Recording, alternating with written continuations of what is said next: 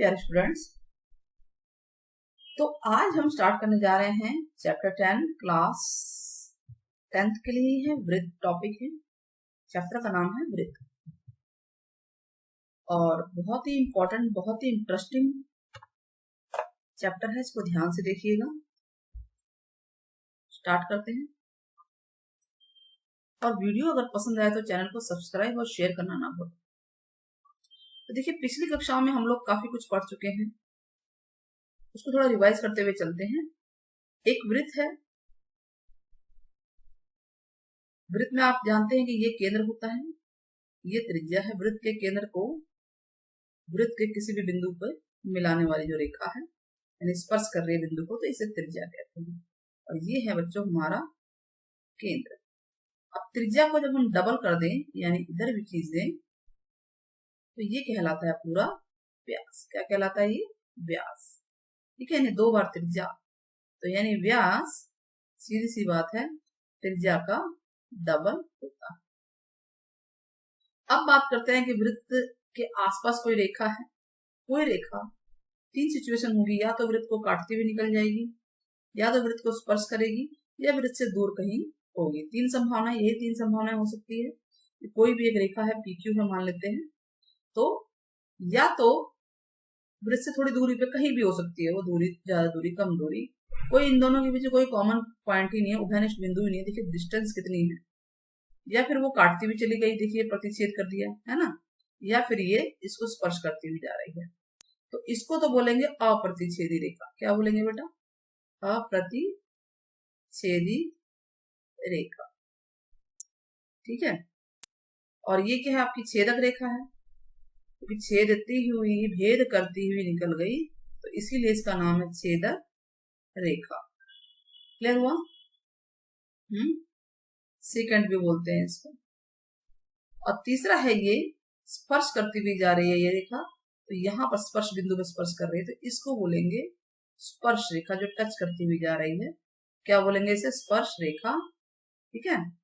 और ये बिंदु कहलाता है स्पर्श बिंदु। स्पर्श बिंदु। ठीक है। तो ये 3 बातें पता चल गई। चलिए आगे बढ़ते हैं। आगे क्या कह रहा है कि भाई, ये क्वेश्चन है, प्रमेय है कि वृत्त के किसी बिंदु पर स्पर्श रेखा, जो भी बिंदु पे स्पर्श करती है वृत्त को, वो त्रिज्या पे लंब होती है। प्रमेय की जरूरत नहीं हमें प्रूव करने की, हमें देखना है कि ये एक वृत्त है, ये केंद्र है बेटा।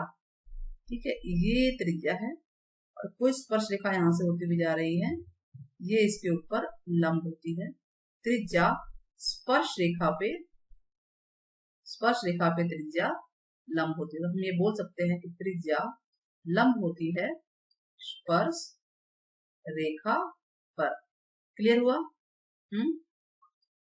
ठीक है। तो इस प्रमेय का प्रयोग करते हुए हम काफी कुछ चीजें करेंगे।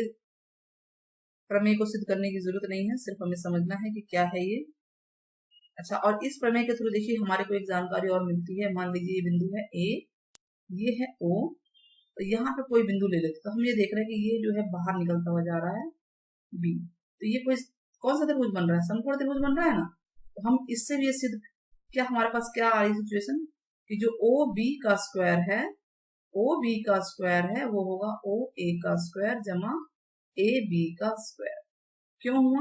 क्योंकि ये त्रिभुज बन रहा है समकोण त्रिभुज, और समकोण त्रिभुज बन रहा है तो इसमें इस समकोण के सामने वाली भुजा कहलाती है कर्ण। ये भुजा है कर्ण। तो कर्ण का वर्ग पाइथागोरस में है ना, कि कर्ण का वर्ग बराबर क्या होता है? कर्ण का वर्ग होता है लंब का वर्ग जमा आधार का वर्ग, और लंब है हमारा OA और आधार है AB। ये लंब है और ये है हमारा आधार। क्लियर हुआ आपको? तो ये 2 बातें हमारी हेल्प करेंगी क्वेश्चंस को करने में। तो 10.1 हम लोग करने जा रहे हैं आज। 10.1 में कुछ नहीं है, वृत्त से कितनी स्पर्श रेखाएं खींची जा सकती है। तो आप कोई भी वृत्त बना लीजिए, कोई भी वृत्त बना लीजिए। अब देखिए, एक स्पर्श रेखा यहाँ हो गई, स्पर्श रेखा यहाँ हो गई, स्पर्श रेखा यहाँ हो गई, स्पर्श रेखा यहाँ हो गई। इसका मतलब कि हम अनगिनत स्पर्श रेखाएं खींच सकते हैं, कि नहीं? इसका आंसर क्या होगा? अनगिनत। ठीक है। तो यहाँ पे आप लिख देंगे कि अनगिनत, जिसे हम काउंट नहीं कर सकते, स्पर्श रेखाएं, स्पर्श रेखाएं। अच्छा, ये बिंदु क्या कहलाता है? अभी हमने आपको बताया था स्पर्श बिंदु कहलाता है। तो ये बताइए, कोई स्पर्श रेखा वृत्त को टच कर रही है तो कितने बिंदु पे स्पर्श करेगी? सिर्फ एक ही बिंदु पे। ठीक है, हमारे सामने ऊपर तीन संभावनाएं आई थी। यहाँ पर ये अप्रतिच्छेद रेखा किसी भी बिंदु पर स्पर्श नहीं कर रही वृत्त को, और जो छेदक रेखा है केवल और केवल दो बिंदुओं पर ही स्पर्श करती है। तीसरा देखिए, स्पर्श जो रेखा है वो सिर्फ एक बिंदु पे ही स्पर्श करती है। तो ये तीन बातें भी पूछ सकते हैं, एक एक नंबर में क्वेश्चन आ सकता है। तो क्वेश्चन नंबर 2, किसी वृत्त की स्पर्श रेखा उसे कितने बिंदुओं पे स्पर्श करती है? बताइए, कितने बिंदु पे स्पर्श करती है? अभी तो हमने बताया ना कि एक बिंदु पे स्पर्श करती है, तो यहाँ पे क्या आएगा? एक बिंदु। वृत्त को दो बिंदुओं पर प्रतिच्छेद करने वाली रेखाओं को क्या कहते हैं? हमने बताया था कि कोई भी दो बिंदुओं पर प्रतिच्छेद करती हुई रेखा जा रही है, तो इस रेखा का नाम क्या है बेटा? छेदक रेखा। तो यही तो लिखना है हमें, यहाँ पे क्या लिखना है? छेदक, छेदक रेखा। ठीक है, वृत्त की डैश समांतर रेखाएं हो सकती हैं। समांतर स्पर्श रेखाएं कितनी हो सकती हैं? समांतर स्पर्श रेखाएं, तो देखिए कोई भी वृत्त ले लेते हैं, हम इसको समझने की कोशिश करते हैं कि एक वृत्त ले लेते हैं। ये हमने एक वृत्त ले लिया, ठीक है, और एक स्पर्श रेखा ऊपर ले लेते हैं। पहले तो कलर कोई और लेते हैं। तो ये देखिए हमने एक स्पर्श रेखा ले ली हमने। अब इसके समांतर एक स्पर्श रेखा और खींचनी है। तो समांतर का मतलब ये होगा ना, बीच की दूरी बिल्कुल बराबर होनी चाहिए। तो स्पर्श रेखा वहां समांतर कहाँ खींचेगी? यहाँ खींचेगी, है कि नहीं? हम ये देख रहे हैं कि ये है वो, क्योंकि ये जो व्यास होगा यहाँ से यहाँ तक, ये केंद्र से होते हुए, ये है केंद्र, ये त्रिज्या है, ये इसके ऊपर लंब है, और अगर दूसरी त्रिज्या मिले तो ये भी इसके ऊपर लंब है, और ये पूरा व्यास बन जाता है। तो हम ये देख रहे हैं कि सिर्फ दो ही स्पर्श रेखाएं खींच सकते हैं। तो ऐसे दो ही स्पर्श रेखाएं हो सकती हैं जो कि समांतर होती हैं। क्या होती हैं? समांतर होती हैं। तो वो कितनी हो सकती हैं? दो हो सकती है सिर्फ। यानी दो समांतर स्पर्श रेखाएं तो बहुत सारी होंगी वृत्त पे, लेकिन अगर जो समांतर होंगी वो दो ही होंगी। जैसे यहाँ पे कोई लाइन है तो इसके समांतर यहाँ होगी, कोई भी है, मतलब समांतर सिर्फ दो ही होंगे। स्पर्श रेखाएं समांतर अगर आपस में है तो उनके जोड़े सिर्फ दो ही होंगे। एक किनारे पे होगा, एक दूसरे किनारे पे होगा, सिंपल सी बात है ना। वृत्त तथा उसकी स्पर्श रेखाओं के उभयनिष्ठ बिंदु को क्या कहते हैं बेटा? अभी बताया था, क्या बताया था? स्पर्श बिंदु। क्या कहते हैं? स्पर्श बिंदु। तो ये कुछ कॉमन बातें थी, कुछ कॉमन चीजें थी जो एक एक नंबर में पूछ सकते हैं। छोटी छोटी बातें हैं जो कि इंपॉर्टेंट है। ठीक है, चलिए कुछ और करते हैं क्वेश्चन को, इसको भी हम ऊपर ही ले चलते हैं। क्वेश्चन नंबर 3 करके देखते हैं। 1 और 2 हमने कर लिया ना,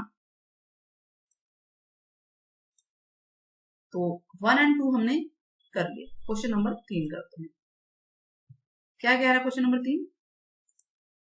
कि 5 सेंटीमीटर त्रिज्या वाले एक वृत्त, तो हम एक वृत्त बना लेते हैं पहले तो। ठीक है, एक वृत्त हमने बना लिया। अब कह रहा 5 सेंटीमीटर त्रिज्या वाले, इसको पढ़िए, त्रिज्या कितनी है? 5 सेंटीमीटर, और एक वृत्त है जो P बिंदु पर स्पर्श करता है। पी क्यू केंद्र O से जाने वाली रेखा से बिंदु Q इस प्रकार मिलती है कि OQ 12 है PQ की लंबाई निकालनी। सबसे पहले हम बना तो नहीं, स्पर्श रेखा वगैरह बना लेते हैं ना, एक स्पर्श रेखा भी इसकी बना लेते हैं। ये हमने स्पर्श रेखा बना दी, ठीक है। और ये हो गया जी हमारा केंद्र। कौन सा क्वेश्चन है ये? Question number 3। केंद्र हो गया, केंद्र से ये क्या है? त्रिज्या है, ठीक है, त्रिज्या है, ये इसके ऊपर लंब होती है, नाम है इसका O। स्पर्श बिंदु क्या है हमारा? बताइए। स्पर्श बिंदु P पर स्पर्श करती है ना, तो इसका मतलब ये P है, और यहां कहीं भी मान लीजिए लेफ्ट या राइट में कहीं भी एक बिंदु है Q, तो Q से इसको मिला देते हैं। ठीक है, अब क्या कह रहा है? OQ 12 है, OQ 12 सेंटीमीटर है, और त्रिज्या है 5 सेंटीमीटर। तो हमें क्या निकालना है? PQ की लंबाई फाइंड आउट करनी। तो हम ये बताइए, समकोण त्रिभुज है कि नहीं? तो जो त्रिभुज है OPQ में, समकोण त्रिभुज में क्या होता है? कर्ण का वर्ग होता है ना। कर्ण क्या है हमारा? OQ, स्क्वायर बराबर लंब, लंब यानी ओपी स्क्वायर जमा पी क्यू स्क्वायर, और ये है 12 स्क्वायर, ओपी है हमारा 5 स्क्वायर और पी क्यू हमारे पास नहीं है, तो ये हो गया 144 माइनस 25 बराबर पी क्यू स्क्वायर। ठीक है, 25 उधर चला गया 5 का स्क्वायर, तो पी क्यू स्क्वायर बराबर आ गया 14 में से 5 गया 9 और 3 में से 2 गया 1 और 1, और पी क्यू कितना आ जाएगा बेटा, रूट में 119 सेंटीमीटर, सेंटीमीटर इकाई में है, तो हमारा आंसर कौन सा है, डी आंसर। इस तरह से हमने इस क्वेश्चन को निकाला था ना इजी। नाउ क्वेश्चन नंबर 4, एक वृत्त खींचना है और एक दी गई रेखा के समांतर दो ऐसी रेखाएं खींचिए कि उनमें से एक स्पर्श रेखा हो और दूसरी स्पर्श रेखा, छेदक रेखा हो, छेदक रेखा। तो चलिए हम समझ करते हैं, क्वेश्चन ट्राई करते हैं। एक वृत्त ले लेते हैं पहले तो हम, ठीक है। क्वेश्चन नंबर 4, ये हमने एक वृत्त ले लिया, उसके बाद कह रहा है कि एक समांतर रेखा बना लेते हैं। चलिए जी एक समांतर रेखाएं बना लेते हैं, ये हमने बना लिया, ठीक है। अब क्या कह रहा है, छेदक रेखा, छेदक का मतलब क्या है, मैंने अभी आपको बताया छेदती हुई चली जाए, आर पार हो जाए और वो इसके समांतर है, यही तो कह रहा है ना, ये बन गई जी समांतर, समांतर मतलब इनके बीच की दूरी बराबर है। तो यही कह रहा है ये कि वृत्त खींचना है कि दो रेखाएं समांतर होनी चाहिए कि उनमें से एक स्पर्श रेखा है और एक छेदक रेखा है, तो ये है वृत्त। क्वेश्चन नंबर 4, ये है जी आपकी स्पर्श रेखा और दूसरी है छेदक रेखा। तो ये बताइए कि स्पर्श रेखा के समांतर कितनी छेदक रेखाएं हो सकती है, बहुत सारी हो सकती है। इस वृत्त में तो बहुत सारी बन सकती है छेदक रेखा, यहाँ भी बन सकती है, यहाँ भी बन सकती है, यहाँ भी बन सकती है ना, पूरी आर पार करके बनती जाएंगी, ऐसे ऐसे बहुत सारी बन सकती है, तो बहुत सारी समांतर रेखाएं हो सकती है। तो एक वृत्त के समांतर बहुत सारी होती है, मैं एक्स्ट्रा बात आपको बता रही हूँ। तो फिलहाल क्या पूछा गया है कि एक छेदक रेखा खींचनी है, ठीक है।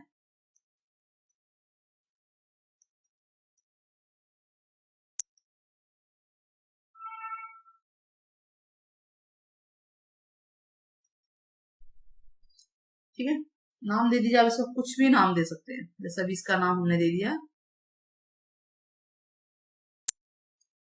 पी क्यू, और ये इस पॉइंट पे ये पॉइंट ए दे दीजिए, ठीक है, और स्पर्श रेखा का नाम कुछ भी दे दीजिए आर एस, ठीक है, एरो लगा लेते हैं रेखा है तो इस तरह से ये हमारा क्वेश्चन नंबर 4 भी हो जाता है।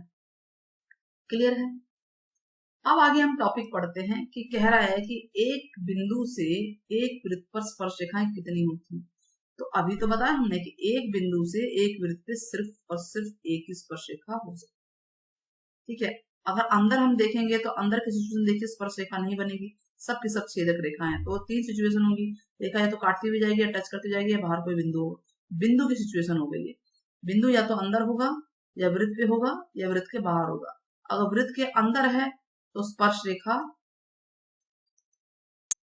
नहीं बनेगी, है ना, सीधी सी बात है। बिंदु अगर वृत्त के अंदर है और उसको काटती हुई कोई रेखा जा रही है तो वो स्पर्श कहाँ कर रही है, तो वृत्त को काट रही है। दूसरी बात, अगर वृत्त पे है तो केवल और केवल एक ही स्पर्श रेखा होगी, तो एक ही स्पर्श रेखा है, सीधी सी बात है। और अगर वृत्त के बाहर कोई बिंदु है तो उस बिंदु से होते हुए दो स्पर्श रेखाएं जा सकती हैं, लेकिन उस बिंदु पे नहीं होगी कोई स्पर्श रेखा। अब इस बिंदु से देखिए कितनी स्पर्श रेखाएं गई गुजरती हुई, एक, तो यानी कि अगर वृत्त के बाहर कोई बिंदु है तो 2 स्पर्श रेखाएं होंगी, 2 स्पर्श रेखाएं, और उन दोनों की लंबाई बराबर होगी। जैसे इन्होंने दिया है PT1 बराबर होगा PT2, जो भी नाम है रेखाओं का नाम, जिस यहां से यहां तक की लंबाई होगी ये बराबर होगी। अच्छा, इसमें सिचुएशन खत्म ही हो गया, इसमें एक स्पर्श रेखा बनेगी और इसमें कितनी बनेंगी, 2 स्पर्श रेखाएं। तो ये 3 सिचुएशन मैंने आपको बता दी है। तो इस तरह से हमारी छोटी सी वर्कशीट पूरी होती है, वो आपको समझ में आया होगा। कमेंट जरूर कीजिएगा। नेक्स्ट एक्सरसाइज 10.2 के लिए जल्दी ही हम लोग लेकर आएंगे। आप जितने ज्यादा कमेंट करेंगे उतनी जल्दी उतना ज्यादा हम पे प्रेशर होगा। तो कमेंट कीजिए, शेयर कीजिए, लाइक कीजिए, सब्सक्राइब कीजिए और ऐसे ही चैनल को हमारे देखते रहिए। Take care, bye bye.